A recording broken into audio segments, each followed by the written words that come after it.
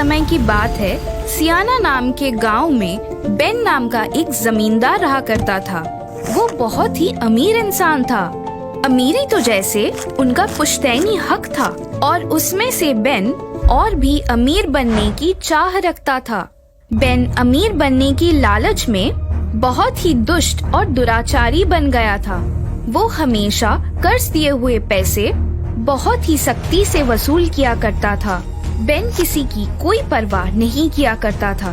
इसीलिए बेन के पास से जिसने भी कर्जा लिया था वे सब भिखारी बन गए थे। लेकिन लोगों के पास कर्जा लेने के लिए बेन के अलावा कोई और विकल्प भी नहीं था। बेन सिर्फ सियाना में ही नहीं, आस पड़ोस के गांव के लोगों को भी कर्जा दिया करता था। पास में ही मोरगोना नाम के गांव में स्टुअर्ट नाम का एक गरीब किसान रहा करता था। स्टुअर्ट बहुत ही मेहनती किसान था। वो अपनी खेतों में कड़ी मेहनत किया करता था और जो अनाज की उपज होती उसी से अपने परिवार का पालन पोषण किया करता था। लेकिन स्टुअर्ट की बेटी लियाना बड़ी हो गई थी और उसकी शादी के लिए स्टुअर्ट को बेन से कुछ कर्जा लेना पड़ा था। गरीबी के मारे और कर्ज के बढ़ते हुए ब्याज की वजह से स्टुअर्ट उसे नहीं चुका पाया। ब्याज तो जैसे उसके ऊपर एक पहाड़ की तरह बढ़ ही रहा था। मोरगोना में स्टुअर्ट की तरह और 15-20 लोग थे जिन्होंने भी बेन से कर्जा लिया हुआ था। वे भी गरीबी के कारण उस वक्त पर लौटा नहीं पा रहे थे। सालों से मोरगोना में कोई वसूली न होते देखकर बेन ने मोरगोना के सब कर्जदारों के घर और जमीनों को जब्त कर उसकी नीलामी की जाए ऐसी सूचना अपनी मुनीम को दी। मुनीम तुरंत ही मोरगोना में दाखिल हुआ और सारे कर्जदारों को इकट्ठा कर उनसे बात करने लगा। तो मोरगोना के मेरे प्यारे से कर्जदारों, तुम सब मेरी बात कान खोल के सुन लो। अगर 8 दिन के अंदर अंदर तुमने अपना सारा कर्जा या उसका ब्याज तुम अगर नहीं चुका पाए तो तुम्हारी सारी जमीनें और घरों को नीलाम किया जाएगा। समझे कि नहीं? तो चलो 8 दिन बाद मिलते हैं। मोरगोना के सारे कर्जदारों के पैरों के नीचे से मानो जमीन खिसक सी गई थी। 8 दिनों में वो भला कहाँ से इतने सारे पैसे जुटा सकते थे? सभी लोग परेशान हो गए। स्टुअर्ट तो कुछ ज्यादा ही मायूस हो गया था। वो गरीब जरूर था लेकिन स्वाभिमान, इज्जत इन सब की स्टुअर्ट की नजरों में बहुत ही ज्यादा अहमियत थी। इन 8 दिनों में स्टुअर्ट ने कर्ज के पैसे जुटाने की अपनी सारी कोशिशें की और साथ में वो भगवान से प्रार्थना कर रहा था कि भगवान उसको इस मुसीबत से निकाल ले।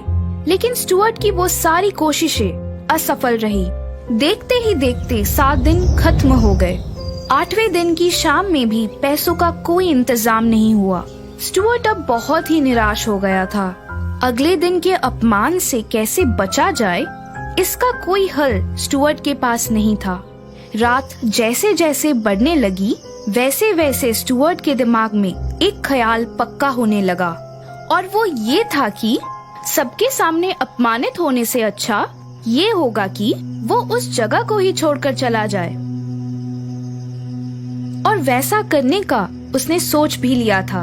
मध्य रात्रि होते ही स्टुअर्ट गांव के बाहर एक घने जंगल की ओर चल पड़ा। उस जंगल में एक बहुत ही गहरा तालाब था और उस तालाब के पास एक जिन रहता था। थोड़ी देर चलने के बाद स्टुअर्ट को एक तालाब दिखा। चांद की रोशनी से वो तालाब रात में झिलमिला रहा था। स्टुअर्ट ने सोचा एक बार भगवान को याद किया जाए। ये सोचकर स्टुअर्ट उस तालाब के किनारे घुटनों पर बैठकर अपनी आंखें बंद कर कुछ बोल रहा था। उसी तालाब के पास बहुत ही बड़ा एक इमली का पेड़ था।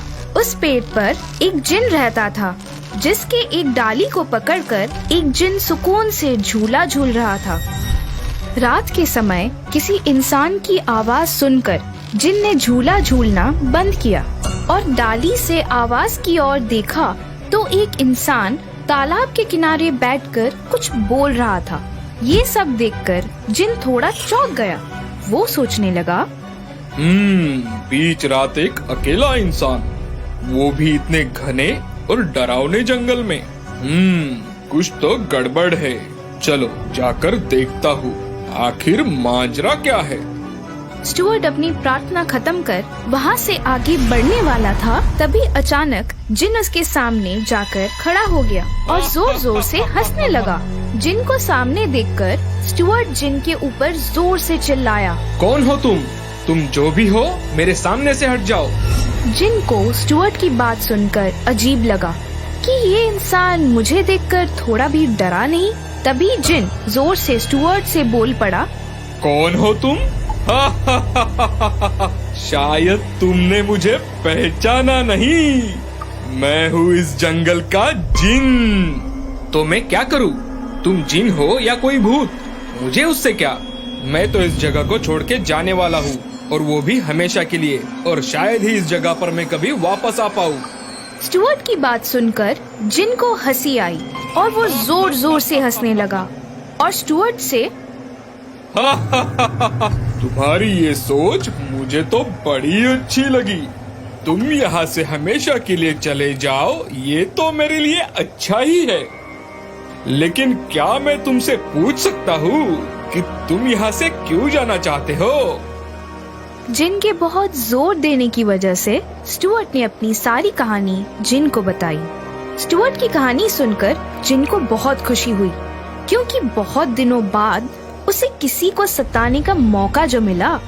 इसीलिए जिन खुशी के मारे झूम रहा था और पेड़ की डाली से झूलते हुए जिन ने स्टुअर्ट से कहा, बस इतनी सी बात? अरे इतनी सी बात के लिए तुम यहाँ से जाना चाहते थे? तुम्हारा क्या जाता है इतनी सी बात कहने में? तुम तो एक जिन हो, इसलिए तुम्हें किसी बात की कोई फिक्र नहीं है। वैसे तुम्हें भी नहीं होगी, और वो भी हमेशा के लिए। वो भला कैसे हो सकता है? बताता हूँ। बस तुम इस जगह को छोड़कर मत जाना। अगर तकलीफ ही ना हो तो भला कौन इंसान अपनी जगह छोड़कर जाना चाहेगा?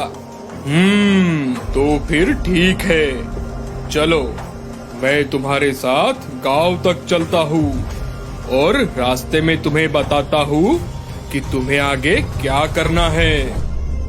स्टुअर्ट जिन के साथ गांव की तरफ निकल पड़ा। जिन ने स्टुअर्ट को आगे क्या करना है वो सारी बातें बताने लगा। जिन की बातें सुनकर स्टुअर्ट को अब अच्छा लगा। स्टुअर्ट जब गांव में पहुंचा तब तक सुबह होने को आई थी। स्टुअर्ट शांति से अपने घर जाकर सो गया। दूसरी ओर मोरगोना गांव के कर्जदार अपना कर्ज नहीं चुका सकते, इस बात का पूरा यकीन बेन को था। इसीलिए उनके घर और जमीन को नीलाम करने के लिए बेन ने अपने आदमी भेज दिए। थोड़ी देर सोने के बाद स्टुअर्ट अपने गांव के जमींदार के पास गया। स्टुअर्ट को घर आते देख जमींदार को लगा कि स्टुअर्ट पैसे मांगने आया है। तभी जमींदार बड़े दुखी आवाज में स्टुअर्ट से, स्टुअर्ट, मैं आप सब लोगों की मुसीबत समझ सकता हूँ, लेकिन मुझे माफ करना स्टुअर्ट। तुम सब लोगों का कर्जा चुका सकूं, इतनी बड़ी रकम तो मेरे पास नहीं है। कृपया मुझे माफ कर देना स्टुअर्ट। गांव के जमींदार उतने सक्षम नहीं है, ये बात स्टुअर्ट को पता थी। इसीलिए स्टुअर्ट ने बड़े ही शालीनता से जमींदार से कहा, नहीं जमींदार जी, मैं आपको ऐसे धर्म संकट में नहीं डालना चाहता। मैं तो बस आपसे ये कहने आया था कि आप बस मेरे साथ गांव की सीमा तक चलिए। कल रात निराश होकर मैं जंगल की ओर चल पड़ा था, लेकिन वन देवता ने मुझ पर कृपा कर मुझे कुछ धन दिया है। वो सारा धन मैंने गांव की सीमा के बाहर एक बड़े से पेड़ पर छुपा कर रखा है। वो सारा धन आप लेकर हमें मुक्त कीजिए। स्टुअर्ट की बात सुनकर जमींदार किसी को बिना बताए स्टुअर्ट के साथ गांव की सीमा पर चला गया। वहां जाते ही पेड़ पर बैठे जिन ने जमींदार के शरीर में प्रवेश किया। वैसे ही जमींदार का बर्ताव अचानक से बदल गया। वो हंसने लगा। ये देखकर स्टुअर्ट तुरंत बोला, ए जिन, ऐसा कोई काम मत करना कि किसी को हम पर शक हो जाए। ठीक है, चलो अब गांव में जाते हैं। अब नीलामी शुरू ही होने वाली होगी। स्टुअर्ट और जमींदार जब गांव में आए तो उन्होंने देखा बेन का एक आदमी बीचों बीच खड़े होकर नीलामी की शुरुआत करने वाला था। जैसे ही नीलामी शुरू हुई वैसे ही जमींदार के अंदर का जिन जानबूझकर कीमत बढ़ाने लगा। जमीन, घर और बाकी जायदाद की कीमत जिन बढ़ा ही रहा था, तभी सारे गांव वाले जमींदार की ओर चौंककर देखने लगे, क्योंकि सारी चीजों की कीमत बहुत ही ज्यादा बढ़ चुकी थी। लेकिन इन सब में से सबसे ज्यादा जो खुश था वो था बेन और उसका आदमी जो ये नीलामी कर रहा था। वो बेन से एक बड़े इनाम मिलने की ख्वाहिश कर रहा था।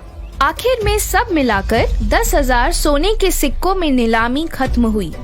सारी जायदाद अकेले जमींदार ने ही खरीद ली थी। सारी रकम जमींदार से लेने के लिए 2-4 दिन में बेन खुद आएंगे, ऐसा कहकर बेन का आदमी वहाँ से चला गया। वो जाते ही गांव के सारे कर्जदारों ने जमींदार के सामने अपने सर झुकाए और उन्हें प्रणाम किया। अब 2-4 दिन तो जिन को जमींदार के अंदर ही रहना था, नहीं तो जिन के सारे किए कराए पे पानी फिर जाता और फिर जिन को भी तो बेन को सबक सिखाना था। दूसरी ओर मोरगोना से नीलामी की रकम जमींदार से लेने के लिए बेन ने अपने बेटे जेम्स को भेजा। जेम्स अपने आप को बहुत ही होशियार समझता था। दोस्तों के सामने वो हमेशा बड़ी बड़ी बातें किया करता था। 2-4 दिन बाद जेम्स मोरगोना में आया और उसने नीलामी की रकम वसूल की और उसे रकम वापस मिल गई और वो कर्ज मुक्त हो गया। ऐसी बेन की मुहर लगाई हुई कागज उसने जमींदार को दे दी और जमींदार का एक दिन का आदर-तिथ्य लेकर जेम्स अपने गांव सियाना के लिए निकलने वाला था। तभी जमींदार के अंदर के जिन ने जेम्स से कहा, जेम्स, क्या तुम्हें पता है हमारे यहाँ बहुत ही अच्छी नस्ल की बकरियाँ मिलती है। अब तो तुम्हारे पास पैसे भी है और तुम यहाँ पर भी हो, तो कुछ अच्छी बकरियाँ लेकर जाओ। तुम्हारे पिताजी को भी यहाँ की बकरियों के बारे में पता है। बकरियाँ देखकर वो आपसे जरूर खुश होंगे। अब जेम्स भी भला इस बात को कैसे मना करता। उसने सोचा, पिताजी मेरे व्यापारिक चातुर्य देखकर खुश हो जाएंगे। ये सोचकर जेम्स जमींदार की बात मानकर तुरंत वहाँ के बाजार में गया। इधर जमींदार के अंदर के जिन ने बाहर निकलकर एक व्यापारी का भेष बना लिया और बाजार के एक कोने में खड़ा रहा। स्टुअर्ट भी उस बाजार में अपनी बकरी लेकर जिन से थोड़ी दूर खड़ा रहा। जेम्स बाजार में बकरियों की कीमत पूछते पूछते स्टुअर्ट के पास आया। स्टुअर्ट ने अपनी बकरी की कीमत बाकी बकरियों से 2 गुनी ज्यादा बताई। ये देखकर जेम्स स्टुअर्ट से, क्या इस बकरी की इतनी कीमत? क्या ये सबसे अच्छी बकरी है? तभी स्टुअर्ट ने विनम्रता की आवाज में जेम्स से कहा, मालिक, मैं हमेशा सबसे अच्छी ही बकरियां बेचने को लाता हूँ, लेकिन अगर आपको इस बकरी से भी अच्छी बकरी चाहिए तो आप उस कोने में खड़े व्यापारी के पास जाओ। उसके पास एक से बढ़कर एक बकरियां है। जेम्स एक पल भी विलंब न करते हुए उस व्यापारी के पास गया और उनसे पूछा, मैंने सुना है आपके पास बहुत अच्छी नस्ल की बकरियां है। मुझे भी अच्छी नस्ल की बकरी चाहिए। जिन ने जेम्स को ऊपर से नीचे तक देखा और उससे कहा, अच्छी? अच्छी मतलब कैसी? अगर आपको कसरत करने वाली बकरी चाहिए तो उसकी कीमत भी ज्यादा होगी। कसरत करने वाली बकरी? भला वो कैसे होती है? अगर आपको वो देखना है तो आपको 100 सोने के सिक्के देने होंगे। जेम्स ने तुरंत 100 सोने के सिक्के निकालकर व्यापारी को दिए। व्यापारी जेम्स को बाजार से दूर एक खुली जगह पर लेकर गया और उसने एक बकरी को आगे किया। बकरी पेड़ पे चढ़ने लगी, गोल गोल घूमकर कूदने लगी। बकरी ने बहुत सारे करतब करके दिखाए। ये देखकर जेम्स हैरान रह गया और उसने व्यापारी से पूछा, क्या आपको ये बकरी बेचनी है? बेशक, लेकिन इसकी कीमत 2000 सोने के सिक्के हैं। 2000 सोने के सिक्के? क्या कभी एक बकरी की इतनी कीमत होती भी है? बस तुम तो इतने में ही डर गए। दोस्त, अगर तुम गाने वाली बकरी की कीमत सुनोगे तो क्या करोगे? क्या गाने वाली बकरी? हाँ हाँ, गाने वाली बकरी। लेकिन अगर तुम्हें उसका गाना सुनना है तो तुम्हें उसके 400 सोने के सिक्के देने होंगे। जेम्स ने तुरंत 400 सोने के सिक्के दिए। व्यापारी ने एक बकरी को आगे किया और उसे गाना गाने के लिए कहा। बकरी ने बहुत ही सुरीली आवाज में गाना गाया। बहुत खूब। इस बकरी की क्या कीमत है? 5,000 सोने के सिक्के। लेकिन इस बकरी से अच्छी नाचने और गाने वाली बकरी है। अगर 1,000 सोने के सिक्के दोगे तो तुम्हें उस बकरी का नाच गाना देखने को जरूर मिलेगा। जेम्स ने बिना सोचे 1,000 सोने के सिक्के व्यापारी को दे दिए। व्यापारी ने फिर से एक बकरी को आगे किया। उस बकरी ने 2 पैरों पर नाचकर और बहुत ही सुरीली आवाज में गाना गाकर दिखाया। ये सब देखकर जेम्स बहुत ही चौंक गया। उसने व्यापारी से कहा, मुझे ये बकरी चाहिए। आप इसे कितने में बेचोगे? 10,000 सोने के सिक्के। उससे एक भी सिक्का कम नहीं। लेकिन अब तो मेरे पास सिर्फ 8,500 सोने के सिक्के हैं। कृपया आप ये 8,500 सोने के सिक्के लेकर ये सौदा पक्का कर दो और ये बकरी मुझे दे दो। व्यापारी ने जेम्स को मना किया, लेकिन जेम्स के बहुत मोलतोल करने के बाद आखिर व्यापारी ने सौदा कबूल किया और सोने के सिक्के लेकर बकरी जेम्स को दे दी। बकरी को सियाना गांव की ओर लेकर चल पड़ा। जेम्स के जाते ही जिन स्टुअर्ट के पास गया और अपने अंदाज में स्टुअर्ट से हंसते हुए कहा, स्टुअर्ट मेरे दोस्त, देखा उस साहूकार को मैंने कैसे मजा चखाया। अब सिक्के भी गए और जमीन भी, ना घर का ना घाट का। हा हा हा हा हा हा। स्टुअर्ट की आंखें भर आई। नम आंखों से स्टुअर्ट ने जिन से कहा, ये सब तुम्हारी वजह से हुआ है। मैं अभी अभी गांव के जमींदार से कर्ज माफी का वो कागज लेकर आया हूँ और मैंने जमींदार को सब समझा भी दिया है। अब हम सब लोग कर्ज से मुक्त हो चुके हैं। तुम भगवान जैसे हमारी मदद करने आए, इसीलिए ये सब हो पाया। भगवान जैसे नहीं, जिन जैसे बोलो दोस्त। हा हा हा हा हा हा। जिन ने सोने के सिक्कों की थैली स्टुअर्ट के हाथों में दी और उसने कहा, ये लो, ये सारा धन जंगल का ही है। तुम और तुम्हारे दोस्त ये सब अच्छे से बांट लो और अच्छे से जियो। और हाँ, अब खुद पर ऐसी नौबत मत आने देना कि तुम्हें इस जगह को छोड़कर जाना पड़े। हा हा हा हा हा हा। चलो, अब मैं चला, बाय बाय। ऐसा कहकर जिन हवा में जंगल की ओर चला गया। स्टुअर्ट ने सिक्के अपने दोस्तों में समान रूप से बांट दिए। सब लोग बहुत खुश थे। इधर जेम्स बकरी को लेकर बेन के पास गया और अपने पिताजी से कहा, पिताजी देखिए तो, मैं एक बहुत ही अद्भुत चीज लेकर आया हूँ आपके लिए। जरा देखिए। अच्छा अच्छा, वो सब बाद में दिखाना, पहले नीलामी की रकम मुझे दो। तभी बेन को रोकते हुए जेम्स ने अपने पिताजी को सारी हकीकत बताई। ये सब सुनकर बेन अपना सर पटकने लगा। बेन को सब समझ में आ गया था कि उसके बेटे जेम्स को किसी ने मूर्ख बनाया है और वो जोर से चिल्लाया और बेन से कहा, अरे मूर्ख, ऐसी बकरियां भी कभी होती है? पिताजी, मैं सच कह रहा हूँ। मैंने अपनी आँखों से देखा है। हम इस बकरी का लोगों के सामने खेल कर बहुत पैसे कमा सकते हैं। और हाँ, राजा के सामने अगर उसका खेल किया तो राजा हमें मुंह मांगी कीमत देंगे पिताजी। अच्छा, तो दिखाओ बेटा, सबसे पहले मुझे दिखाओ। अभी दिखाता हूँ पिताजी। जेम्स बकरी के सामने खड़ा रहा और उसे नाचने और गाने के लिए कहा। 2-3 मिनट हो गए, 4 मिनट हो गए, 10 मिनट भी हो गए। ना ही वो बकरी नाच रही थी और ना ही वो हिल रही थी। जेम्स उसके सामने डर के मारे वो बकरी को अलग अलग इशारों में समझा रहा था। वो अब बकरी के सामने तालियां बजाने लगा और ये सब देखकर बेन को बहुत गुस्सा आया। उसे ये अपमानजनक लगा और उसे शर्मिंदगी भी महसूस हुई। अपनी जगह से उठकर बेन जोर से जेम्स के ऊपर चिल्लाया और उससे कहा, अरे मूर्ख, तुम्हारी बकरी तो नाचने से रही, अब तुम ही नाच गाना करो और लोगों को पैसे फेंकने को कहो। अरे मंद बुद्धि, तुझे किसी ने उल्लू बनाया है।